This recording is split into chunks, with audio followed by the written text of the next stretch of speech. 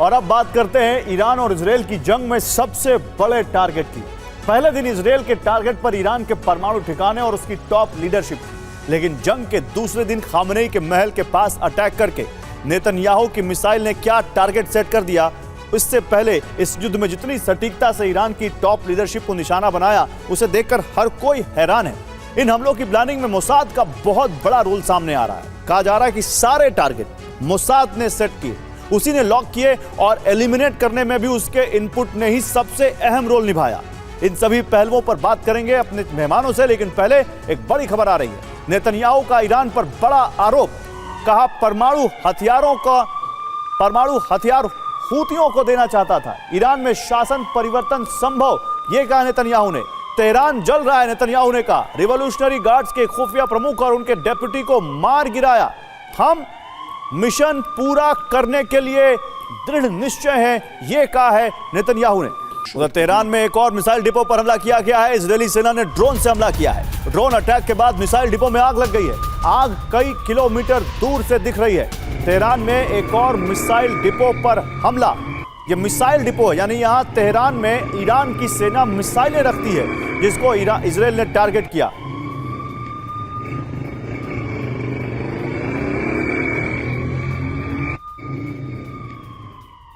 तो इजरायल के हमलों में अब तक ईरान की टॉप लीडरशिप, मिलिट्री की टॉप कमांडर्स और रणनीतिक सलाहकार सब एक एक करके मारे जा चुके हैं। और अब नेतन्याहू की नजर उस एक शख्स पर है जो ईरान की इस पूरी व्यवस्था का केंद्र है, यानी सुप्रीम लीडर अली खामनेई।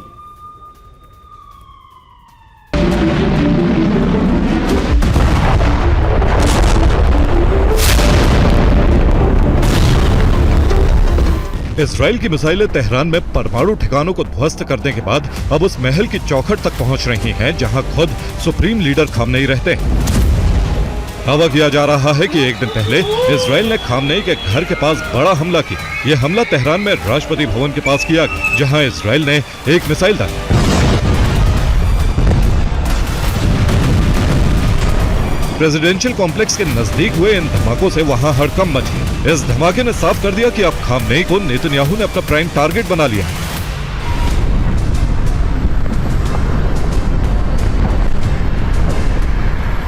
इस बात की पुष्टि इजरायल के अधिकारी ने वॉल स्ट्रीट जर्नल को दिए इंटरव्यू में भी की। उन्होंने कहा कि आयतुल्लाह खामनेई पर हमले को लेकर कोई रेड लाइन नहीं, यानी मौका मिला तो उन पर भी डायरेक्ट अटैक किया जा सकता है। वैसे पश्चिमी मीडिया में खबर यह भी है कि ईरान की टॉप लीडरशिप को खत्म करने के बाद खामनेई के लिए नेतन्याहू के दो प्लान तैयार हैं। पहला प्लान है टॉप लीडरशिप की तरह खामनेई को भी रास्ते से हटा दिया जाए, और दूसरा प्लान है रणनीतिक तरीके से खामनेई को ईरान की सत्ता से बेदखल किया जाए। नेतन्याहू एक साथ इन दोनों प्लान पर काम कर रहे हैं। अगर पहला प्लान सक्सेस नहीं हुआ तो नेतन्याहू ईरान में खामनेई के खिलाफ विद्रोह भड़का सकते हैं। इसके लिए वो ईरान की जनता और निर्वासित विपक्ष को साथ लेने की कोशिश कर सकते हैं। इतना ही नहीं, खामनेई के तख्ता पलट में सुन्नी बहुल मुस्लिम देश और विदेशों में रह रहा ईरान का निर्वासित विपक्ष भी उनकी मदद कर सकता है। हालांकि जिस रफ्तार और सटीकता से इजरायल की सेना ईरान पर हमले कर रही है, उसे देखते हुए लगता नहीं कि दूसरे प्लान की बारी आएगी, क्योंकि खामनेई के सिर पर खतरा लगातार मंडरा रहा है। Bureau report, TV9 Bharatvarsh. तो क्या गाजा जैसा ईरान का हश्र होगा? ट्रंप ने क्या कहा? ईरान पर हमले में अमेरिका शामिल नहीं, अमेरिका पर किसी तरह से हमले नहीं होने चाहिए, यह ट्रंप ने चेतावनी दी है। और अगर किसी तरह से अमेरिका पर हमला हुआ तो ईरान को बहुत भयानक अंजाम भुगतना होगा। ईरान को अमेरिका पूरी ताकत से जवाब देगा। ऐसा हमला होगा जो ईरान ने आज तक नहीं देखा होगा। क्या ईरान को गाजा बना देगा इजरायल या अमेरिका? गाजा की तबाही को पूरी दुनिया ने देखा। इजरायली हमले में गाजा पूरी तरह बर्बाद हो गया। गाजा जंग में इजरायल के साथ अमेरिका भी था। अगर इजरायल यूएस मिलकर हमला करेंगे तो ईरान का कितना विनाश होना तय है, आप इसका अंदाजा लगा सकते हैं। वैसे इजरायल की वायुसेना ने एक वीडियो जारी किया है। वीडियो में यमन और ईरान पर एक साथ हमले का दावा किया है इजरायल की सेना ने। इजरायल की सेना ने कहा है कि हम यमन और ईरान दोनों मोर्चों पर एक साथ लड़ रहे हैं, दोनों पर एक साथ हमले भी कर रहे हैं। यह इजरायल की सेना ने दावा किया है वीडियो जारी करके। ये देखिए, ये वीडियो इजरायल की सेना की तरफ से जारी किया गया है। जरा मुझे बिग वॉल पर ये वीडियो दीजिए, ये वीडियो बिग वॉल पर दीजिए, इस पर बात करते हैं। क्योंकि ये वीडियो हमारा एनिमेशन नहीं है, ये एनिमेशन है इजराइल की सेना का, और उसने कहा है कि हमने एक साथ ईरान और यमन दोनों पर यहां पर अटैक किया है। प्लीज आप सब मुझे यहां ज्वाइन कर सकते हैं, आ सकते हैं यहां पर, आप तीनों यहां पर आ सकते हैं, आप प्लीज हमें ज्वाइन कीजिए। एयर कमोडोर इस्माइल, ये जो यहां से ये इजराइल हम सब ने देखा है, यहां से जो ये फ्लाइट्स उड़ रही है, जो जेट्स उड़ रहे हैं, ये एक साथ, या मिसाइल्स उड़ रही हैं, एक साथ टारगेट कर रही है ईरान को और यमन को। जरा समझाइए ये कैसे हो रहा है। देखिए, अगर हम देखें डिस्टेंस ईरान के साथ, हम जैसे बात कर रहे थे 1800 से 2300 किलोमीटर, ये दो डायरेक्शन में फाइटर्स उड़ रहे हैं, इधर भी इधर भी। यस। इधर अब इसमें देखे बीच में आता है जॉर्डन और इराक, ईरान पहुंचने से पहले। और अगर हम रेड सी की तरफ चले जाते हैं तो वहां पे यमन है, ठीक है, वो सऊदी अरेबिया के पास है, ठीक है, और उसके लिए दोनों साइड से वो अटैक कर सकते हैं, लेकिन उनको प्रॉब्लम नहीं है, क्योंकि जॉर्डन भी उनको जाने दे रहा है, इराक भी जाने दे रहा है, लेकिन जो मिसाइल्स या वेपन सिस्टम्स ईरान से आते हैं उनको जॉर्डन इंटरसेप्ट कर रहा है। नहीं, मैं तो ये पूछ रहा हूं जनरल सिवाच, एक आसान भाषा में, इस कंट्री का साइज देखिए, इस कंट्री का साइज देखिए, इस कंट्री का साइज देखिए, और कैसे वो दोनों को हेड ऑन ले रहा है और एक साथ अटैक कर रहा है। ये क्या मादा है, ये कैसे हो रहा है? देखो, सच्चाई ये है कि अगर आप देखें कि कितने बड़ा है ईरान, 10 गुना ज़्यादा बड़ा है इजराइल से, उसकी पॉपुलेशन भी 10 करोड़ है, इसमें 90 लाख है। हाँ, मगर जो मिलिट्री कैपेबिलिटी में इजराइल बहुत आगे है ईरान से भी। और जब बात आती है यमन की, जो हाँ हूती रेबल हैं, उसके ऊपर हमले यही नहीं कर रहे, उसके ऊपर हूती रेबल में अमेरिकन के भी जो एयरक्राफ्ट कैरियर ग्रुप से भी हमले हो रहे हैं। और दूसरी सबसे इंपॉर्टेंट चीज़ है, जैसे एयर कमोडोर साहब बता रहे थे कि ये जॉर्डन है या आपका सऊदी अरेबिया या इराक है, इनके अंदर राइट टू स्पेस दे रखा है इजराइल को। मगर जब आ रहे हैं इराक के वहाँ से मिसाइलें, तो जॉर्डन में और सऊदी में जो मिलिट्री बेसिस हैं अमेरिका की, वो उसको एयर डिफेंस सिस्टम से नकार एक बार एनिमेशन को ध्यान से देखिए, ये इजराइल है, देखिए दो हिस्सों से फाइटर जेट उड़ रहे हैं, एक इधर नीचे यमन की तरफ और एक इधर नीचे इधर ईरान की तरफ, तेहरान की तरफ।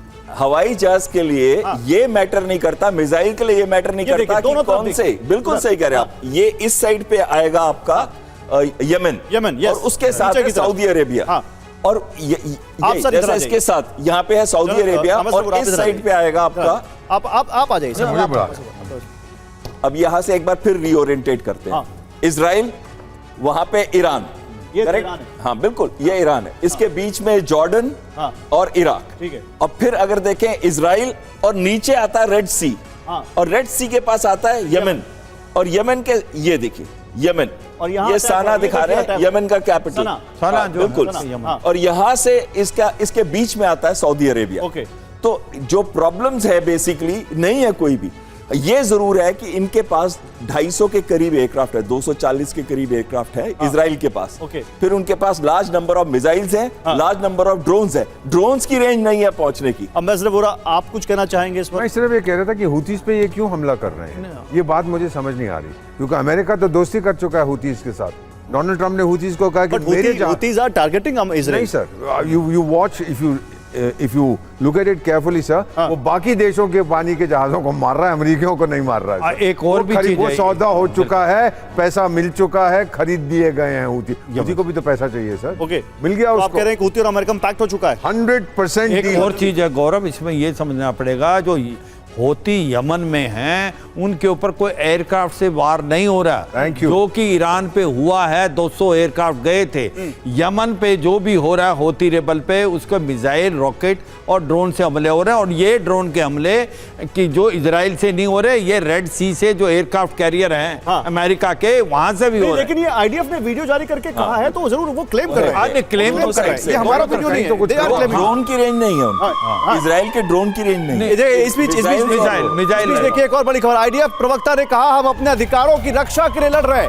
ये लड़ाई इजराइल के अस्तित्व की है, ये आईडीएफ प्रवक्ता ने कहा है। समय बदल गया है, ईरान में तबाही आएगी, ये आईडीएफ के प्रवक्ता ने कहा है। वो कह रहे हैं टाइम हैज चेंज, समय बदल गया है और हम अपने अधिकारों की रक्षा कर रहे हैं, ये आईडीएफ के प्रवक्ता ने कहा है। और अपने सर्वाइवल के लिए वो यहां पर लड़ रहे हैं। ईरान पर इजराइल के ये भीषण हमले अचानक नहीं हुए हैं। इन हमलों की स्क्रिप्ट और स्क्रीन प्ले की तैयारी 1 साल पहले शुरू हो गई है। जिम्मेदारी दी गई थी इजराइल की खुफिया एजेंसी मोसाद को। मोसाद ने ईरान को भनक तक नहीं लगने दी और खामनेई के किले में ही सुराख कर दिया।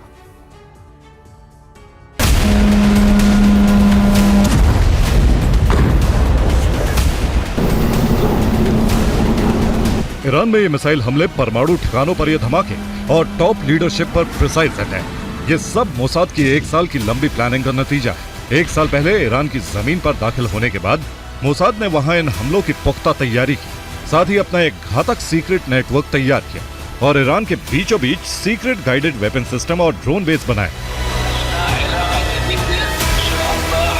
ईरान की जमीन पर मोसाद के एजेंट चुपचाप अपने अभियान चला रहे थे और सही वक्त के इंतजार में थे। जैसे ही वो घड़ी आई तो ईरान का बुरा वक्त भी शुरू हो गया। पहली रात जब इजराइल के फाइटर जेट आसमान से मौत बरसा रहे थे तो ईरान की जमीन पर मोसाद के एजेंट भी अपने काम में लगे हुए थे। मोसाद ने मध्य ईरान में पहले से छिपाकर रखे गए सटीक मिसाइल सिस्टम को रिमोट से एक्टिवेट किया। सीक्रेट मोबाइल लॉन्चर्स पर तैनात सिस्टम से ईरान के एयर डिफेंस को पहले ही मिनट में खत्म कर दिया गया और जो गुप्त ड्रोन बेस बनाया था वहां से रात के अंधेरे में विस्फोटक ड्रोन उड़ाए गए जो सीधे ईरान के मिसाइल बेस पर गए। खामनेई को इस बात की जरा भी भनक नहीं लगी कि पिछले 1 साल से मोसाद के एजेंट ईरानी सेना के जनरल और परमाणु वैज्ञानिकों की गतिविधियों की निगरानी कर रहे थे। उनका घर, उनका दफ्तर, उनका रूटीन, हर चीज की लोकेशन ट्रैक की जा रही थी। यहां तक कि जनरल मोहम्मद बाघेरी जैसे हाई वैल्यू टारगेट्स को भी लाइव ट्रैक किया गया। खामनेई को सबसे बड़ा झटका मोसाद ने ही दिया, लिहाजा अब ईरान की आर्मी मोसाद के पीछे पड़ गई। ईरान का दावा है कि उसने अलबोर्स में मोसाद के 2 एजेंट्स को गिरफ्तार कर लिया है। एक वीडियो जारी कर बताया गया कि मोसाद एजेंट्स के पास से भारी मात्रा में बम, गोला बारूद और इलेक्ट्रॉनिक्स डिवाइस बरामद किए गए। हालांकि पिछले 1 साल में मोसाद ने जितने बड़े पैमाने पर अपना जाल बिछाया है उसे काटना ईरान के लिए इतना आसान नहीं होगा। Bureau report, TV9 Bharatvarsh. तो क्या यूएस के जासूस ने इजराइल की मदद की? कौन है वो जासूस? नाम है साइट के। क्या किया? ईरान के हमलों को डिटेक्ट किया, हमले से पहले इजराइल को जानकारी दी, बैलिस्टिक मिसाइल हमले डिटेक्ट किए। कहां मौजूद है? तुर्की में रेडार साइट ये मौजूद है और इस रेडार साइट का नाम है साइट के। इजराइल, कतर और सऊदी अरब में भी है और ये जो रेडार है ये बैलिस्टिक मिसाइलों को न केवल डिटेक्ट कर रहा है बल्कि इजराइल की मदद कर रहा है, उनको डेटा दे रहा है। और इस वक्त की एक बड़ी खबर तेहरान से आ रही है। तेहरान की कारों में धमाके हो रहे हैं। 20 से ज्यादा धमाके हुए तेहरान की कारों में, चलती कारों में धमाके हो रहे हैं और दहल गया है तेहरान। अब देखिए, मोसाद का ऑपरेशन आपने सुना था, अभी जो हालिया ऑपरेशन था वो था लेबनान में, जहां हिजबुल्लाह वहां पेजर फट रहे थे। अब तेहरान में कारें फट रही हैं। तेहरान की 20 कारों में धमाके हुए हैं। चलती कारों में धमाकों से तेहरान दहल गया। उनमें से एक की तस्वीर हम आपको दिखा रहे हैं। कई लोगों के धमाकों में मारे जाने की खबर भी है। इस बीच ईरान में एक और इमारत पर हमला हुआ है। ईरान में एक और इमारत पर हमला, रिहायशी इमारत के पास गिरी है इजराइल की मिसाइल। हमले के बाद लोग भागते दिखे हैं। ईरान में एक और इमारत पर मिसाइल अटैक किया है इजराइल ने और लोग वहां पर भागते दिखे हैं। ये देखिए, ये कैसे रिहायशी इलाके में आग लगी हुई है मिसाइल हमले के बाद और लोग भागते दिखे हैं इस वीडियो में। ये वीडियो ईरान का है, ईरान की राजधानी तेहरान का है और वहां पर यह अटैक हुआ है। 2 तस्वीरें दिखाता हूं। एक तस्वीर मैंने आपको धमाकों की दिखाई थी, कारों में, चलती कारों में धमाके, लोग वहां पर काफी परेशान हैं। और दूसरी तरफ एक तस्वीर मैं आपको दिखा रहा हूं कि कैसे रिहायशी इलाकों में अब इजराइल की मिसाइलें गिरी हैं और उन मिसाइलों में से आग लगने के बाद लोग सड़कों पर कैसे बदहवासी में भागते दिख रहे हैं। वो दोनों तस्वीरें आप देखिए।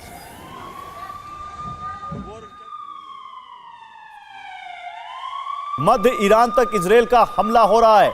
इस्फहान में मिसाइल हमले का वीडियो आया है। जहां हमला हुआ वहां पर भीड़ थी। अचानक मिसाइल हमले से कई लोगों के मारे जाने की खबर है। तो मध्य ईरान तक, एक वो हिस्सा जो इजराइल की तरफ है, थोड़ा सा आप कह सकते हैं तेहरान भी उधर ही है, लेकिन मध्य ईरान तक अब इजराइल अपनी मिसाइलें गिरा रहा है। लोग मारे जा रहे हैं। कई 200 से ज्यादा लोगों की मौत की खबर आ चुकी। देखिए, जैसे लगता है भीड़ भाड़ वाले इलाके में मिसाइल गिरी है इमारत पर और कैसे जो शख्स वीडियो बना रहा था वो भी हड़बड़ा गया, शायद वो भी इस हमले की चपेट में आ गया। ये क्या हो रहा है जनरल सिवाच? ये अचानक से ये जो इंटेंसिटी है, क्या आपको लगता है बढ़ा दी है इजराइल ने कि अगर कोई सीज फायर होता है तो उससे पहले जितना मैक्सिमम डैमेज कर सके ईरान को, वो क्या वो स्ट्रैटेजी दिखती है? हाँ बिल्कुल ऐसा ही लगता है गौरव। ये सच्चाई है कि ऐसा लग रहा है कि ज़्यादा देर ईरान टिक नहीं पाएगा और कहीं ना कहीं सीज फायर होगा। और ये सच्चाई है कि इससे पहले ईरान चाहता है कि जितना भी ज़्यादा से ज़्यादा नुकसान ईरान पे कर पाए, इजराइल चाहता है, इजराइल चाहता है कि जितना भी ज़्यादा से ज़्यादा नुकसान ईरान पे कर पाए वो करने की कोशिश करेगा। और उसकी 4-5 वजह है। देखो सच्चाई ये है कि अभी भी कुछ ना कुछ ऐसा लगता है कि ईरान के पास जो उसकी न्यूक्लियर फैसिलिटीज ज़्यादातर बर्बाद हुई हैं पर पूरी बर्बाद नहीं हुई है और वो दोबारा रिवाइव कर सकता है अगले 4-5-6 महीने या एक साल। लेकिन मैं एक और सवाल पूछना चाहता हूं। चलिए, वो आपने परमाणु सेंटर्स को निशाना बनाया, मिलिट्री फैसिलिटी को निशाना बनाया, जो सरकारी इमारतें उनको नुकसान पहुंचाया, लेकिन कमोडोर एस बहल रिहायशी इलाकों को निशाना क्यों बना रहा? मैं इसको एक बार कंप्लीट कर लूं।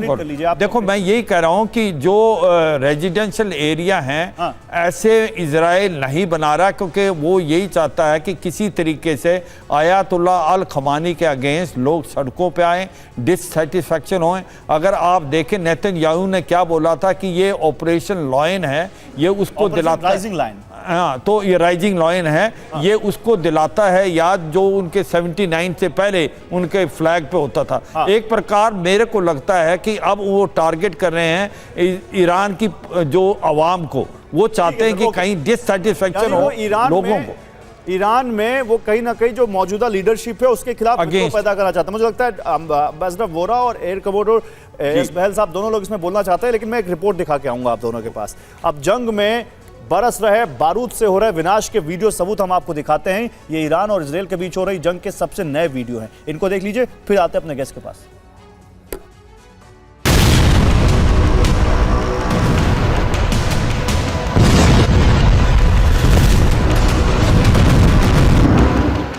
नतांज परमाणु ठिकाने के बाद इजराइल ने ईरान के फोर्दो न्यूक्लियर साइट पर हमला किया। फोर्दो न्यूक्लियर साइट पर हमले के बाद आग की ऊंची ऊंची लाल लपटें उठी और पूरे इलाके में गर्मी बढ़ गई। इसके बाद इजराइल की एयरफोर्स के निशाने पर आया ईरान का शाहरान तेल डिपो। तेल डिपो पर बारूद बरसा तो तबाही की तासीर 100 गुना हो गई। विनाश कैसा हुआ इसकी गवाही ये वीडियो दे रहा है।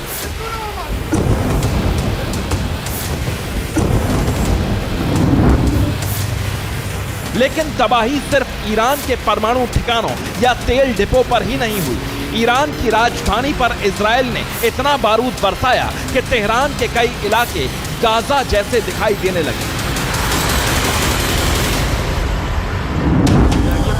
यह तेहरान में कुछ देर पहले हुई तबाही का सबसे नया वीडियो है। इजराइल के मिसाइल अटैक के बाद तेहरान में कई इमारतें जमींदोज हो गईं। यहां से कई लोगों के मारे जाने की खबर आ रही है। लेकिन तबाही सिर्फ ईरान में ही नहीं हुई, इजराइल के शहर भी तबाह हुए। ईरान की खैबर शेकन मिसाइलों के हमले को ईरान के डिफेंस सिस्टम नहीं रोक पाए। ईरान की बैलिस्टिक मिसाइलों के हमले से इजराइल का पोर्ट सिटी हाइफा दहल गया। देखिए कैसे ईरान की मिसाइलें इजराइल के हाइफा शहर पर कहर बनकर बरस रही हैं। ऐसा लग रहा है जैसे रात के अंधेरे में आसमान से आग बरसने लगी। ईरान का सबसे बड़ा हमला इजराइल के साइंस इंस्टीट्यूट पर हुआ। इजराइल के प्रतिष्ठित वाइजमैन इंस्टीट्यूट पर मिसाइल हमले का वीडियो सीसीटीवी में रिकॉर्ड हो गया।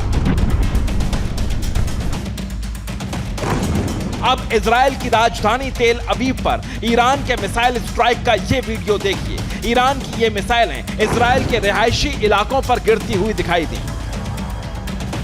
तेल अवीव में ईरान की मिसाइलों के कहर से भीषण आग लग गई। तबाही देखने के लिए भारी सुरक्षा के बीच नेतन्याहू यहां पहुंचे। Bureau report TV9 Bharatvarsh. तो ईरान का इंतकाम, तेल अवीव में कोहराम। 13 जून को धमकी 1000 मिसाइल से हमला करेंगे। क्या किया? 150 मिसाइल से अटैक किया यहां पर। फिर 14 जून धमकी 2000 मिसाइल से हमला करेंगे। क्या किया? 200 मिसाइल से अटैक किया यहां पर। 15 जून धमकी 200 टन वजनी वॉरहेड से हमला, ये ईरान ने किया है तेल अवीव में। क्या बहुत बड़ा हमला वो करने वाला है? क्योंकि ईरान लगातार अपनी मिसाइलों का इस्तेमाल कर रहा है इजराइल के खिलाफ और मिसाइल गोदामों के मुंह वो खोल चुका है। लेकिन ईरानी विदेश मंत्री ने 5 संदेश दिए हैं। आत्मरक्षा में इजराइल पर हमला कर रहे हैं, हमें युद्ध बढ़ाने के लिए मजबूर ना करें, यह ईरान के रक्षा मंत्री ने कहा है। उन्होंने कहा है कि यूएस की सहमति से ही इजराइल ने हमला किया है। न्यूक्लियर वार्ता रोकने के लिए यह हमला किया जा रहा है। न्यूक्लियर साइट पर हमले की अमेरिका निंदा करे, ये ईरान के रक्षा मंत्री मांग कर रहे हैं। लेकिन ईरान के एक और मंत्रालय पर हमला कर दिया इस बीच इजराइल ने। न्याय मंत्रालय को इजराइल ने निशाना बनाया, जस्टिस मिनिस्ट्री को। इजरायली एयरफोर्स ने बमबारी की है ईरान के न्याय मंत्रालय की इस बिल्डिंग पर।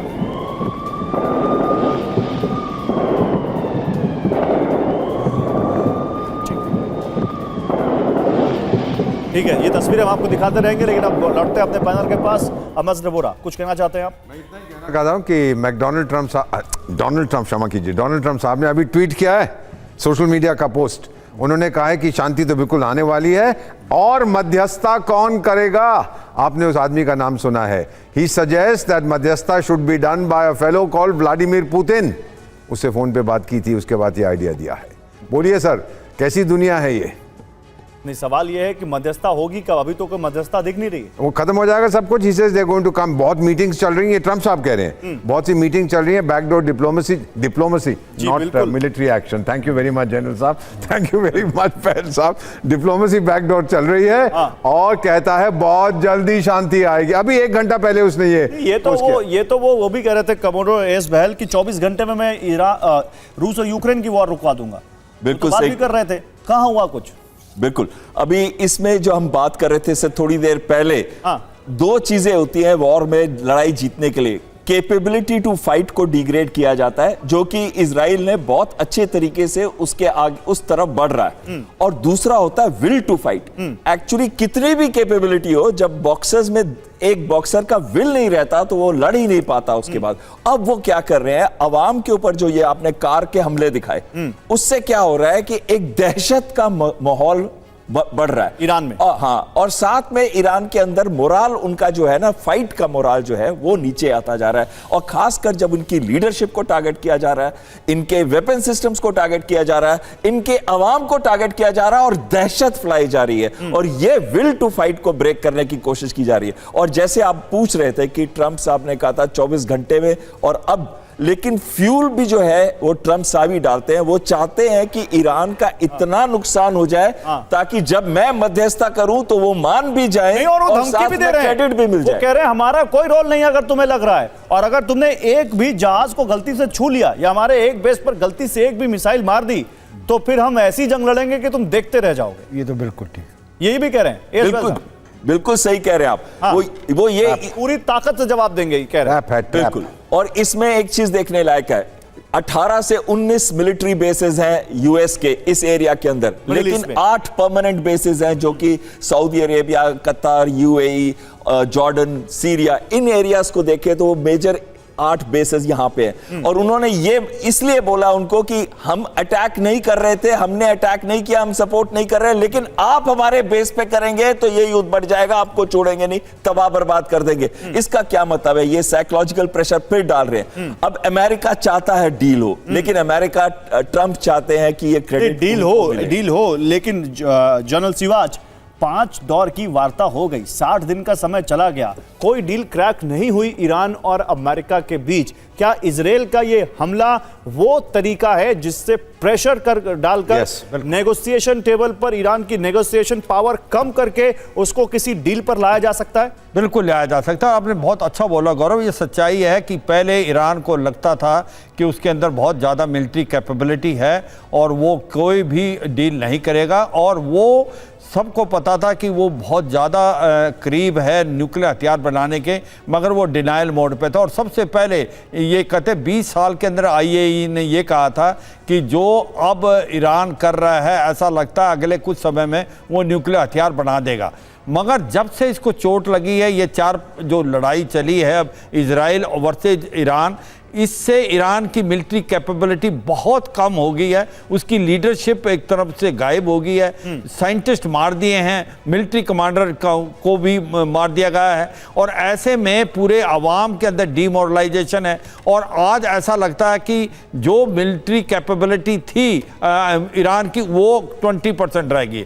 उसको मद्देनजर रखते मुझे लगता है अब उसके अंदर वो कह रहे थे ना एयर कमांडर साहब, विल टू फाइट नहीं है, अब वो निगोशिएटिंग टेबल पे आने के लिए नहीं, लेकिन मजबूर फिर है और वो आएगा। और वो मुझे लगता है अब ऐसा टाइम है कि वो साइन डॉटेड लाइन पे करेगा, क्योंकि अगर वो नहीं करता नहीं लंबी जाती है। नहीं तो नहीं, मैं एक सवाल और पूछ रहा हूं सर। शर्त तो यही थी ना कि आप अपना जो यूरेनियम एनरिचमेंट है वो खत्म करेंगे। एम्बेसडर वोरा, यहां पर आपने उनके परमाणु, आपने नहीं तो आपके किसी जानने वाले ने, आपके किसी दोस्त ने उसके उन्हीं सेंटर्स को तबाह कर दिया। तो ईरान के पास क्या खोने को कुछ बचा है जो वो अमेरिका की इस बात को मानेगा? एम्बेसडर वोरा, उसकी इज्जत है, इज्जत बचाना चाहता है, टेबल पे बैठ के डिस्कस करेगा। ट्रंप साहब ने एक मीडिया इंटरव्यू में अभी कुछ देर पहले कहा है, ईरान वांट्स ए डील, ईरान वांट्स ए डील।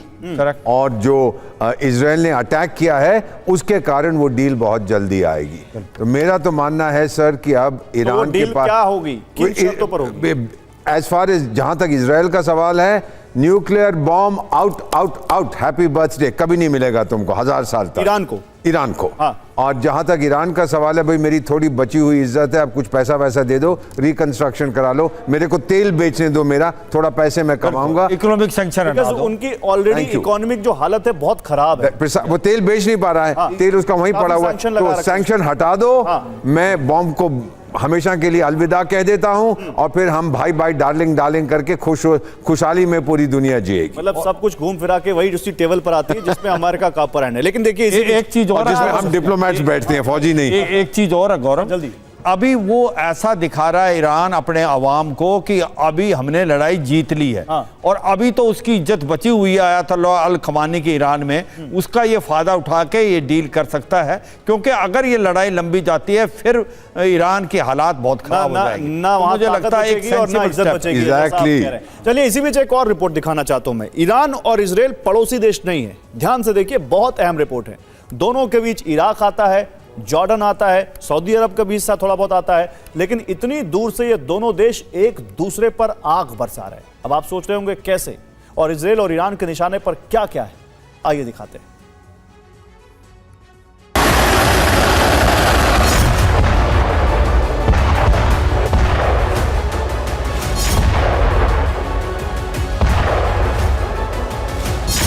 ऑपरेशन राइजिंग लॉयन के पहले ही दिन इजराइल ने ईरान के जिन ठिकानों को टारगेट किया था उनमें ईरान के 4 परमाणु केंद्र और 2 सैन्य ठिकाने थे।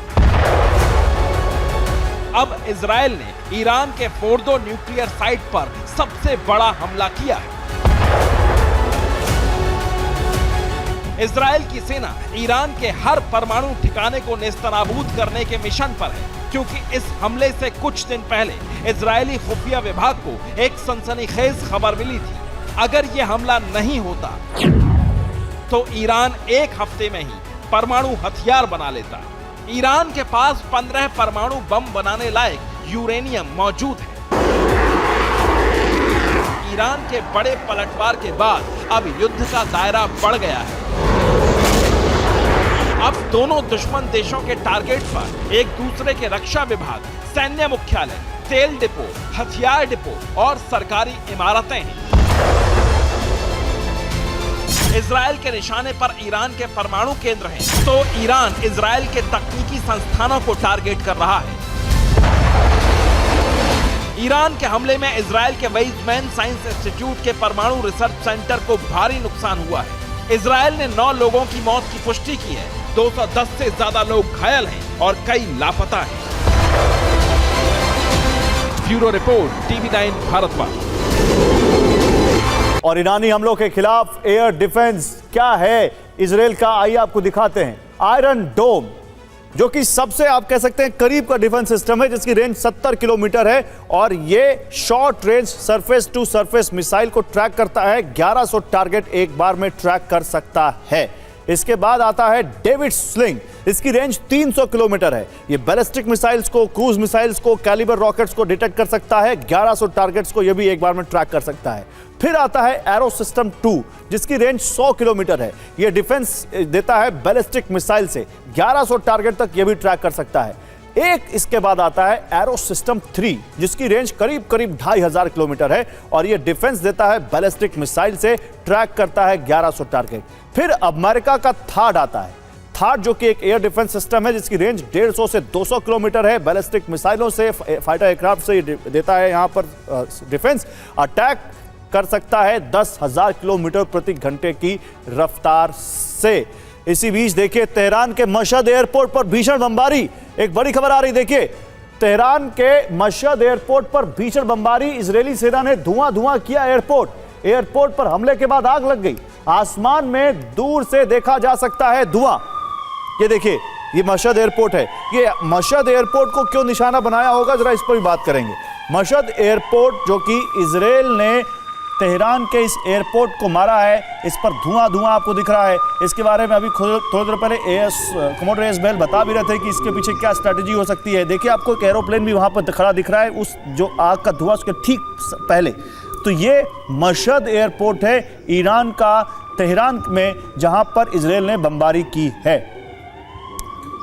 तो इजराइल के 4 टॉप टारगेट हैं जिनको वो लॉक कर चुका है। सबसे बड़ा टारगेट नंबर 1 आयतुल्लाह खामेनी, दूसरा जो कि ईरान के सुप्रीम लीडर हैं, दूसरा टारगेट है major general Mohammad Pakpour, target number 2 ये IRGC के ग्राउंड फोर्स के कमांडर हैं, तीसरा कमोडोर अली रेजा तांगसिरी, ये टारगेट नंबर 3 है, IRGC नेवी चीफ हैं, चौथा गुलाम रेजा सुलेमानी, टारगेट नंबर 4 IRGC के बसीज फोर्स का ये कमांडर है।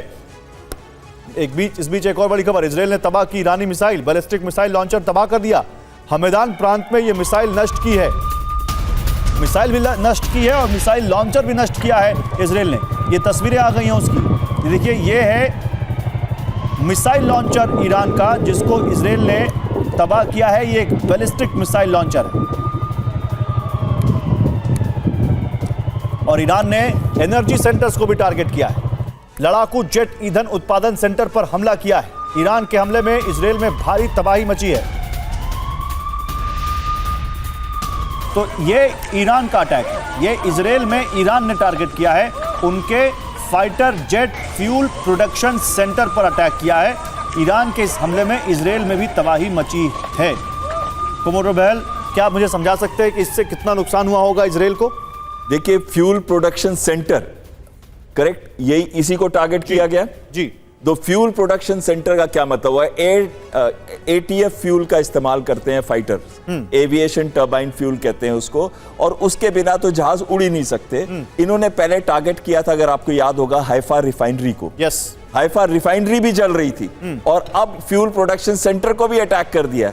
तो कहीं ना कहीं पूरा फोकस ये है कि अगर ATF ही नहीं होगा तो इनके जहाज उड़ेंगे कैसे, क्योंकि वो वही सबसे ज्यादा वहां पर उनको डैमेज कर रहे हैं। बिल्कुल, चाहे वो F-35 है, F-15 है, F-16 है, और वो 200 जहाज जो गए थे इन्हीं का कॉम्बिनेशन था। उनके पास 45 के करीब F-35 है, जिसमें से 34-35 जो है वो ऑपरेशनल है। ऐसा सुनने में आया है कि 2 या 3 को शूट डाउन किया गया, लेकिन वो सब इंफॉर्मेशन वॉरफेयर हो सकता है, क्योंकि उसके डेब्री नहीं दिखाई गई है, ना पायलट्स दिखाए गए हैं जो जिनको उन्होंने अरेस्ट किया है। लेकिन बहुत महत्वपूर्ण चीज ये आती है कि जो सोर्स होता है हवाई जहाज का, वो तो ईंधन है। अगर उसका ईंधन सप्लाई को कट कर दिया जाए तो कहीं ना कहीं बहुत बड़ी क्षमता में कमी आएगी इजरायली एयरफोर्स। ओके, नहीं, लेकिन मैंने अभी एक रिपोर्ट दिखाई एम्बेसडर बोरा, जिसमें अली खामेनी और 3 यहाँ पर मिलिट्री कमांडर हैं। हम सब जानते हैं कि सबसे ज्यादा नुकसान अगर किसी को हुआ है तो मिलिट्री की टॉप लीडरशिप को हुआ है। तो आप कैसे असेस करते हैं इस नुकसान को? क्या ईरान अभी इस हालत में है कि अपनी बिना टॉप मिलिट्री लीडरशिप के इतनी बड़ी वॉर को लड़ सके? लड़ तो रहा है, जितना उसमें दम बचा है वो पूरा लगा रहा है, जितनी मिसाइलें बची है सबका एक्सपेंड कर देगा और उसके बाद फिर हाथ बढ़ा के बोलेगा ओके अब बराबर हो गए, let's call it a draw और दोस्त बन जाते हैं। इजराइल भी इसको मान लेगा, क्योंकि ह्यूमिलिएट नहीं करना चाहिए अपने अपोनेंट को। फिर क्या होता है कि फिर हार्डनिंग ऑफ एटीट्यूड होता है। उसकी नाक जो है वो मट्टी में मत रगड़िए, बोलिए अच्छा भाई चलिए अब हम खामोश हो जाते हैं, आप भी खामोश हो जाइए, आइए टेबल पर बैठेंगे, एम्बेसडर दीपक बोरा मध्यस्थता करेंगे और बैठ के हम बातचीत कर लेते हैं क्या हो सकता है। मैं नहीं, कोई और एम्बेसडर आके मध्यस्थता करेगा। तो मेरा जो मानना है कि sir we are now, this is the beginning of the end. ये खत्म हो जाएगा जंग बहुत जल्दी।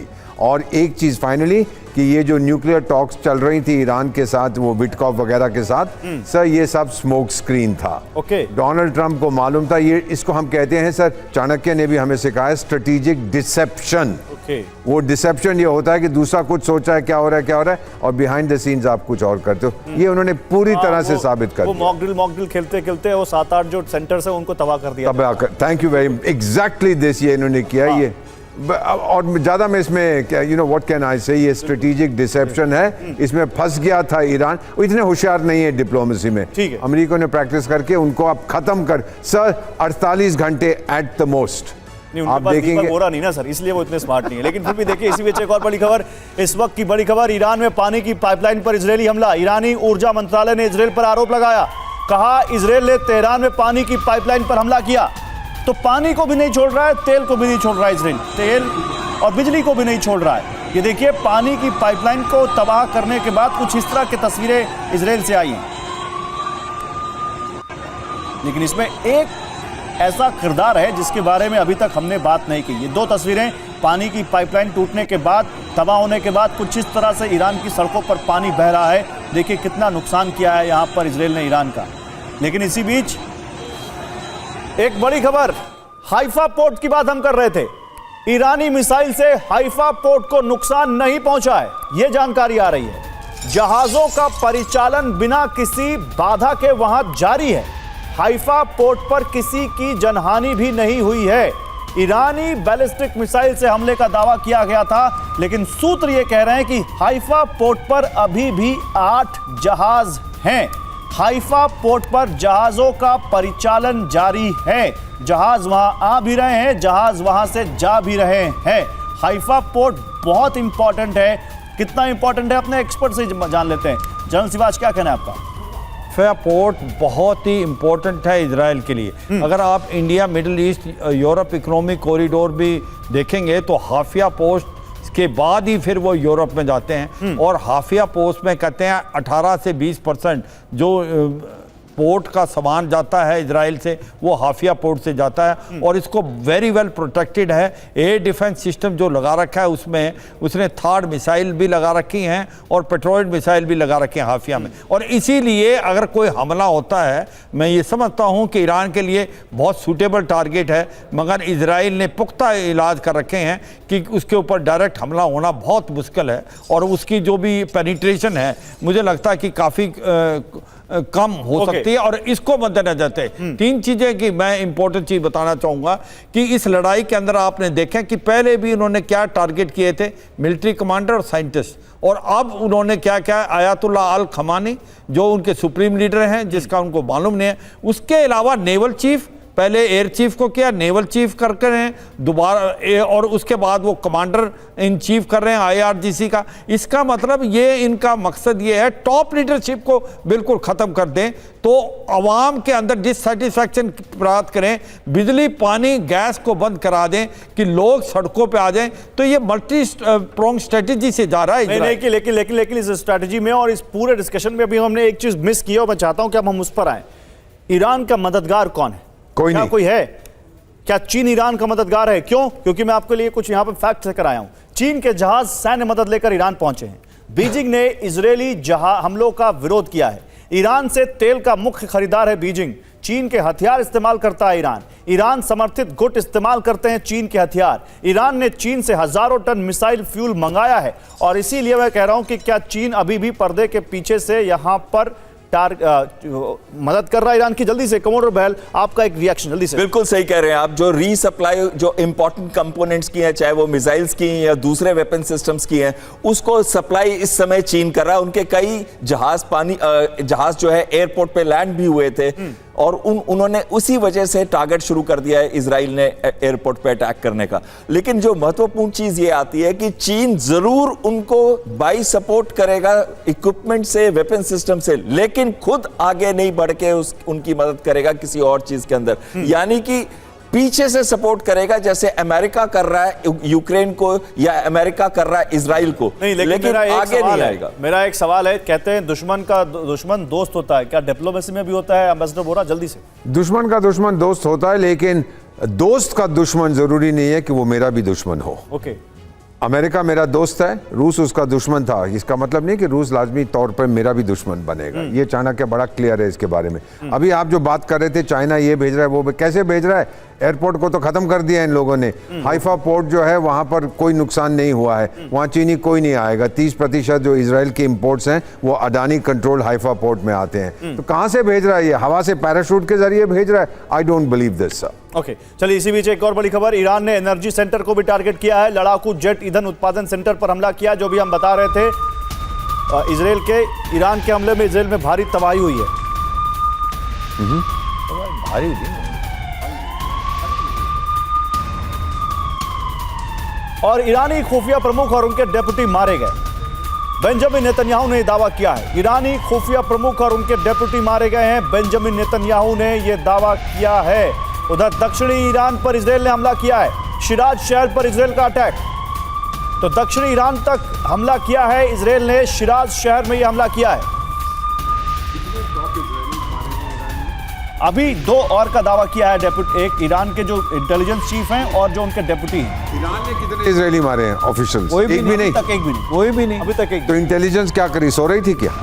That is why I am asking कि किसको ज्यादा नुकसान हुआ, अगर आप लोग बताएं। यही गौरव है कि अभी इन्होंने इनके इंटेलिजेंस के हेड भी मार दिए। तो रह कौन गया? सच्चाई है कि पूरी टॉप लीडरशिप खत्म कर दी मिलिट्री की, टॉप साइंटिस्ट मार दिए। उसके बाद अभी इन्होंने इनके जो इंटेलिजेंस हेड थे उनको मार दिए। तो सच्चाई है कि जो इजराइल हमले करे वो सटीक है, मगर जो हमले ईरान कर रहा है उसको मिलिट्री टारगेट नजर नहीं आ रहे, क्योंकि कर नहीं पा रहा, वो सिविलियन टारगेट। लेकिन ईरान हमास नहीं है, ईरान गाजा नहीं है। ईरान जो है एक बड़ा कंट्री है, और अगर ईरान पर इतना, मिडिल ईस्ट में ईरान और इजराइल लड़ रहे हैं, तो इसका असर हो सकता है कि हमारे ऊपर भी आए। कैसे, मैं बताता हूं आपको। फिलहाल ये जंग भले ही पश्चिमी एशिया तक सीमित हो, लेकिन इसका असर पूरी दुनिया पर पड़ेगा। ऐसा इसलिए क्योंकि इस जंग की वजह से 3 दिन के अंदर ही कच्चे तेल की कीमतों में भारी उछाल आई है, और यह उछाल दुनिया के कई देशों में आर्थिक भूचाल ला सकता है। देखिए,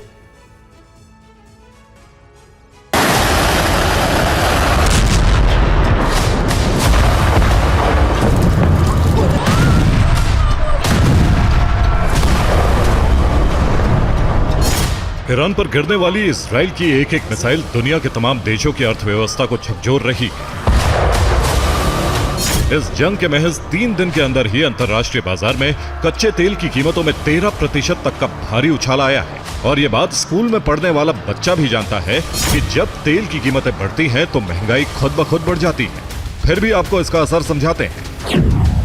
गोल्डमैन सैक्स का अनुमान है कि इस जंग की वजह से कच्चे तेल की कीमतें $100 प्रति बैरल तक जा सकती हैं, जबकि IMF की एक रिपोर्ट कहती है कि जब कभी कच्चे तेल की कीमतों में 10% तक का उछाल आता है तो विकसित देशों में महंगाई 0.4% तक बढ़ जाती है। इसके अलावा ईरान और इजराइल के एयर स्पेस वॉर में एंगेज होने की वजह से एक बड़ा असर एविएशन रूट पर भी पड़ेगा। उड़ानों के रूट बदलेंगे और लंबी उड़ानों की वजह से ईंधन ज्यादा खर्च होगा। साथ ही ईरान और ओमान के बीच बने जिस हॉर्मेज स्ट्रेट से हर दिन 21 मिलियन बैरल तेल की सप्लाई होती है, वहां 25% तेल की सप्लाई खतरे में पड़ सकती है। यह 21 मील लंबा जलमार्ग है। ईरान इसे बंद करने की धमकी दे चुका है, और अगर ये बंद हुआ तो जहाजों को सामान भेजने में लंबा वक्त लगेगा और खर्चा भी बढ़ेगा। इसका सीधा असर दुनिया के तमाम देशों पर पड़ेगा।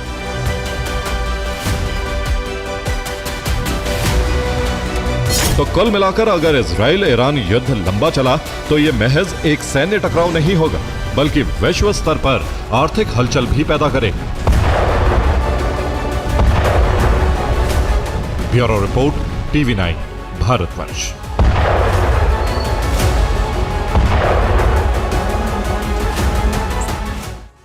तो लंबी चलेगी ईरान से जंग। क्यों? क्योंकि ईरान से जंग पर व्हाइट हाउस और इजरायली अधिकारियों का दावा, ईरान के खिलाफ इजरायली हमला दिन नहीं बल्कि हफ्तों में चलेगा। इजरायल का अमेरिका की मदद से ईरान पर होता रहेगा हमला। व्हाइट हाउस ने इजरायल की योजनाओं से अवगत होने का दावा किया है। यानी आप देखिए, व्हाइट हाउस कह रहा है कि हमें पता है इजरायल क्या करने वाला है। ट्रंप प्रशासन इजरायल की ओर से हफ्तों तक हमले के संकेत दे रहा है। एक रिपोर्ट के मुताबिक ऑपरेशन की अवधि ईरान की प्रतिक्रिया पर भी निर्भर करती है। यानी जैसे जैसे ईरान इंटेंसिटी बढ़ाएगा, ये हमला, ये कॉन्फ्लिक्ट, ये वॉर और बढ़ती जाएगी। लेकिन एक और बड़ी खबर, मिसाइल हमलों की ईरान पर एक और, यहां पर देखिए सामने आई ये जानकारी, पश्चिमी ईरान पर इजरायल का मिसाइल से हमला। दर्जनों सतह से सतह पर मार करने वाली मिसाइलें दागी हैं। ईरान पर एक और यहां पर बड़ा हमला, मिसाइल हमलों से पश्चिमी ईरान पर मिसाइल से हमला किया गया है। दर्जनों मिसाइल से हमला किया है इजराइल ने।